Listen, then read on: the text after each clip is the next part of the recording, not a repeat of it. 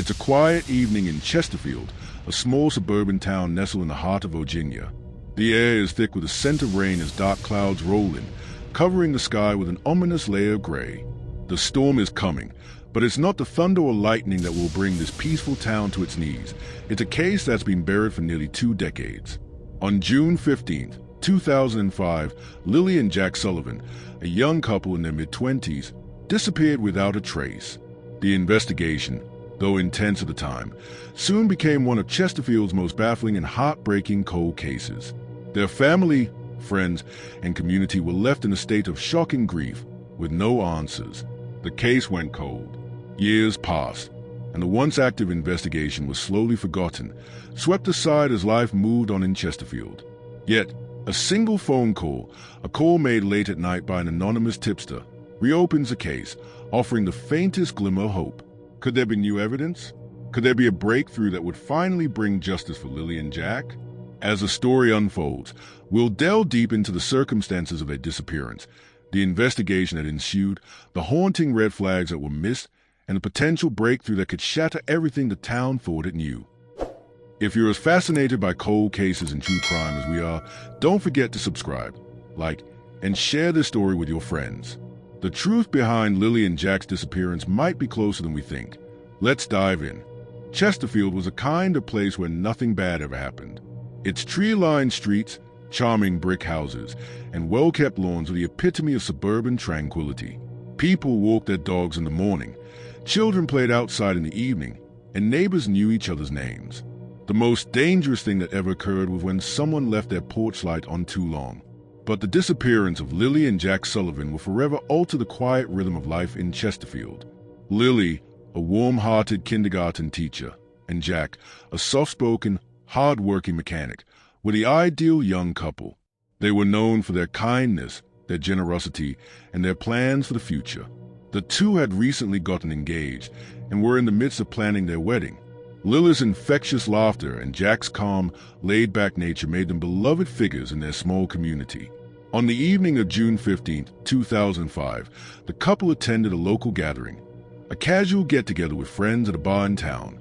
Around 10:30 p.m., they left together, and they were never seen again.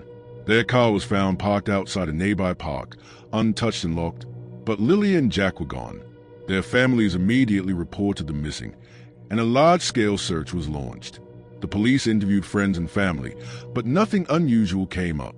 All they had was a vague eyewitness report that Lilly and Jack were seen leaving the bar with a man none of their friends recognized. Despite a few leads, nothing substantial came to light. As weeks passed, the case grew colder. No signs of forced entry into the couple's home. No ransom note. No demands. Just a mystery that seemed to have no answers.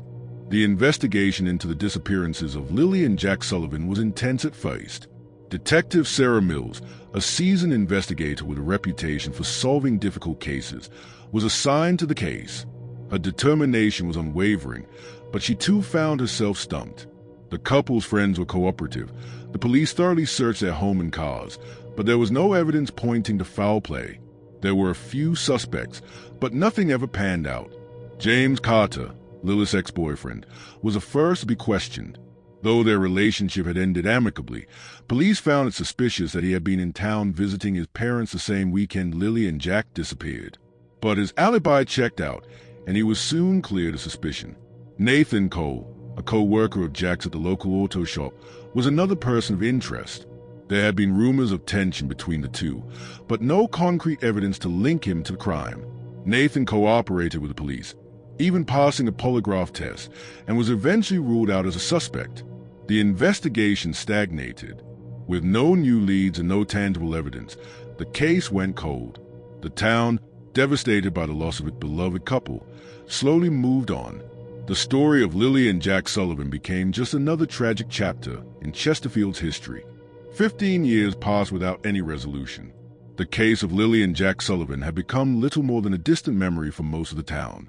But in 2020, a new lead surfaced. Out of nowhere, an anonymous caller reached out to the Chesterfield Police Department, claiming to have vital information about the case.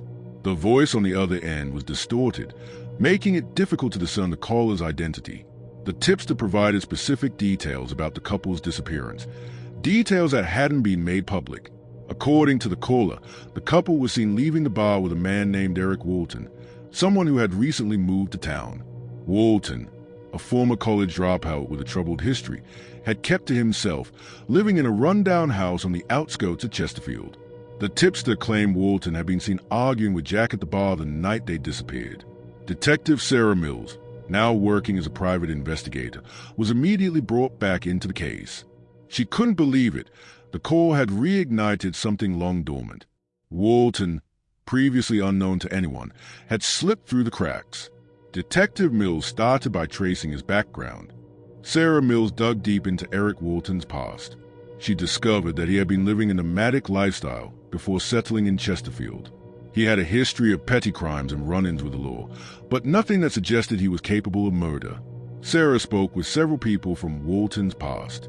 A former landlord revealed that Walton had been evicted from his previous residence for odd behavior, disruptive late-night parties, strange phone calls, and frequent visits from unknown people. In addition, Walton's criminal record included a charge for assault, though the charges had been dropped.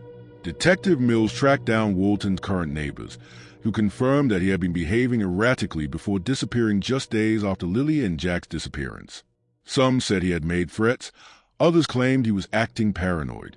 His sudden and unexplained departure from town left more questions than answers. The most shocking discovery was made when Mills unearthed a confession letter from Walton, hidden in a dusty old box in a storage facility. In the letter, Walton confessed to having been in the park the night Lilly and Jack disappeared. He wrote about a confrontation between him and Jack, a disagreement over something that wasn't fully clear. However, the letter ended abruptly with a cryptic statement. "They forced me to do it. I didn't want to. They wouldn't stop. I had no choice." This revelation changed everything. The theory that Walton had been the killer gained traction, but there were still so many unanswered questions. If Walton had killed Lilly and Jack, why hadn't he been caught before? And who was he referring to in his confession letter when he said, "They forced me to do it"? Sarah Mills explored these questions with new urgency. The deeper she dug, the more she discovered about Walton's possible involvement with other individuals in Chesterfield, people who had never been suspected of any crime. But could Walton have been a pawn in a larger conspiracy? Theories about Walton's actions and motives began to split. One theory suggested that Walton had acted alone in a fit of rage. Another, more chilling theory, hinted that Walton had been manipulated by a local group that were connected to the town's wealthier families. Was there more to Lilly and Jack's disappearance than a random act of violence? Despite the damning evidence against him, Eric Walton was never found. His last known whereabouts were a small town hours away from Chesterfield, but authorities could never pin him down. The confession letter, though significant, had no clear lead. Some believe Walton had simply disappeared into the shadows, never to be seen again. Others suspected that someone else was protecting him, possibly someone with connections to the wealthy families in town. Lilly and Jack Sullivan's case remains unresolved to this day. Although some closure was gained through the investigation, the truth is still elusive. The case of Lilly and Jack Sullivan has remained a mystery for nearly 2 decades. While new leads and confessions have come to light, was Eric Walton truly responsible for their deaths? Or was he just a pawn in a much larger, more dangerous game? Is there someone out there still protecting the true killer? Let us know your thoughts in the comments below. Do you believe Walton was guilty, or was there someone else behind Lilly and Jack's disappearance? And if you enjoyed this investigation, don't forget to like, share, and subscribe for more gripping true crime stories.